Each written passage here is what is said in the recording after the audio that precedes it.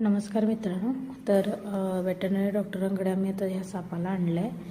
काल जे आम्ही त्याला क्लीन केलं होतं, थोडंसं ड्रेसिंग केलं होतं तर आणि परत आता त्याने व्यवस्थित त्याला ड्रेसिंग करतील. बहुतेक स्टिचेस घालावे लागतील त्याला, कारण पूर्ण आतमधला सांगाडा तो दिसायला आहे. तर बघूया काय म्हणतात डॉक्टर.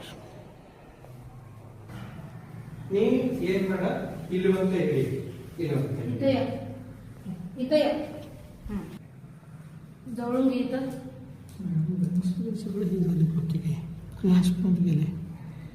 हे वाटतंय ना आपले माशाचे कसे काटे असतात काय प्रॉब्लेम नाही, घाबरू नका. उष्कार ಇಲ್ಲ ಅದು ಮೂರ್ತಿನ ಹಿಡಿದೇನ್ರಿ ಗೀತೆ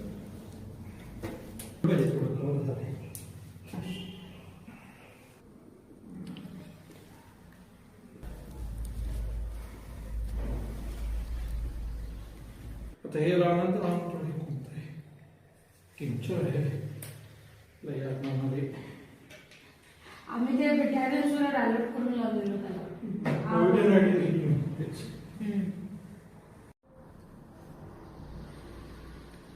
ते डिस्टिल वॉटरनं करायला पाहिजेत खरं.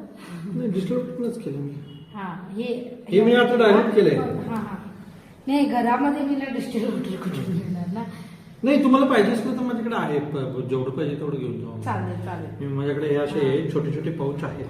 का? हां हे वरच्या बाजूला काही मेजर नाही आहे. हां खालच्या बाजूला थोडस मेजर आहे.